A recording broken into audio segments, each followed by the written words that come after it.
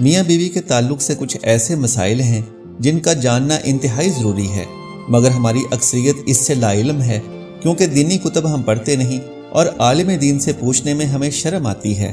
اللہ عز و جل حق بات سے نہیں شرماتا، اور حق بات کو قرآن کریم میں کھول کھول کر بیان کیا گیا ہے۔ میاں بیوی ایک ساتھ غسل کر سکتے ہیں اور ان کے لیے ایک دوسرے کے سارے بدن کو دیکھنا جائز ہے، شرعاً ممانعت نہیں، البتہ شرمگاہ کی طرف دیکھنا خلاف ادب اور ناپسندیدہ عمل ہے، جیسا کہ ام المومنین حضرت عائشہ صدیقہ رضی اللہ تعالی عنہا فرماتی ہیں کہ میں اللہ کے رسول صلی اللہ علیہ وآلہ وسلم کے ساتھ ایک ہی برتن سے غسل کیا کرتی تھی۔ آپ صلی اللہ علیہ وآلہ وسلم مجھ پر سبقت فرماتے تو میں کہتی مجھے بھی پانی دیجئے، مجھے بھی پانی دیجئے۔ ایک اور روایت میں ہے، وہ فرماتی ہیں کہ نہاتے وقت میرا اور رسول کریم صلی اللہ علیہ وآلہ وسلم کا ہاتھ برتن سے پانی لینے میں آگے پیچھے ہوتا تھا، اور حضرت عائشہ رضی اللہ تعالی عنہا ہی فرماتی ہیں کہ نہ تو آپ صلی اللہ علیہ وآلہ وسلم نے کبھی میرے سطر کی طرف دیکھا اور نہ ہی میں نے کبھی آپ صلی اللہ علیہ وآلہ وسلم کے سطر کی طرف دیکھا۔ خاص جماع کے وقت بات کرنا مکروہ ہے، اس سے بچے کے توتلے ہونے کا خطرہ ہے۔ اسی طرح اس وقت عورت کی شرمگاہ کی طرف نظر کرنے سے بھی بچنا چاہیے کہ بچے کے اندھا ہونے کا امکان ہے۔ یوں ہی بالکل برہنہ یعنی بالکل ننگے ہو کر بھی صحبت نہ کریں، ورنہ بچے کے بے حیا ہونے کا اندیشہ ہے۔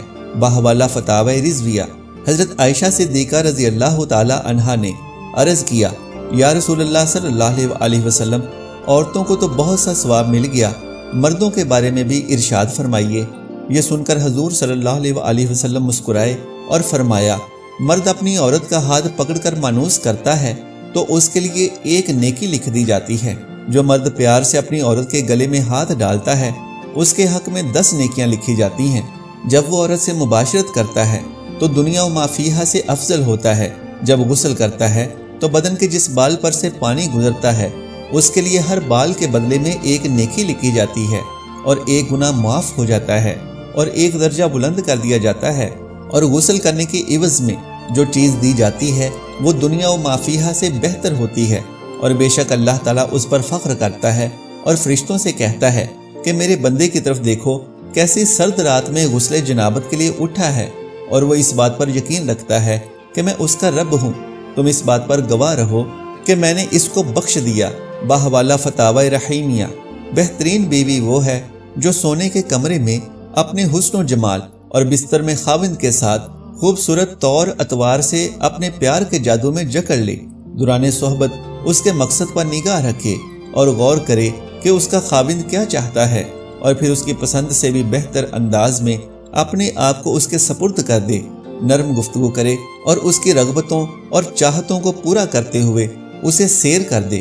کبھی بھی اس کے بستر پر جانے سے مت روکیں۔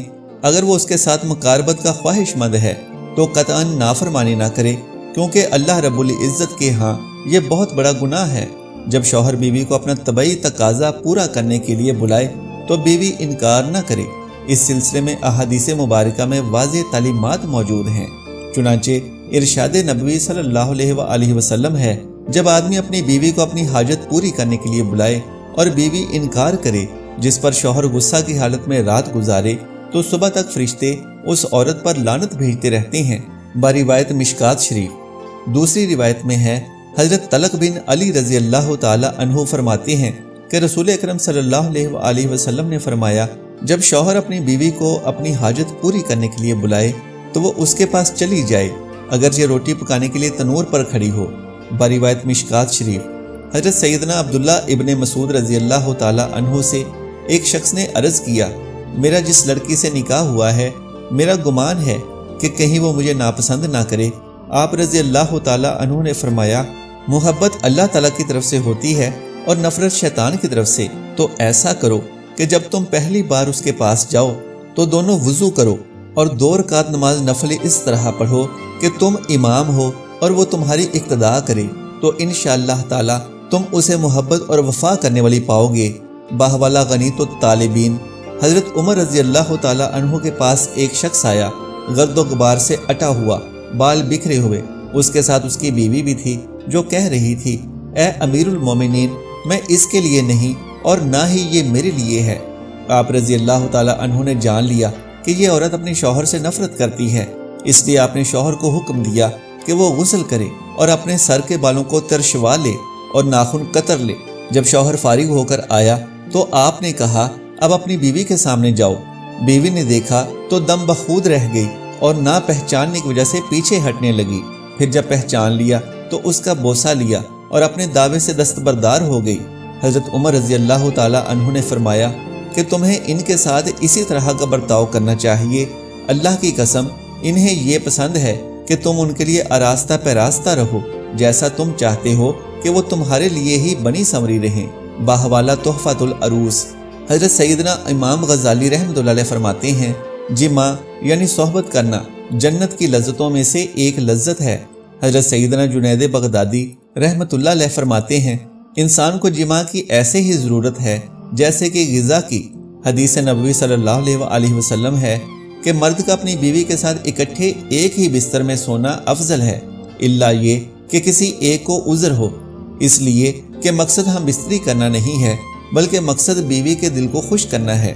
بیوی کے دل کو خوش کرنے کے لیے ایام کے دنوں میں بھی اس کے قریب ہو جانا گویا انبیاء علیہ السلام کی سنت مبارکہ ہے۔ باحوالہ تحفۃ الحبیب علی شرح الخطیب۔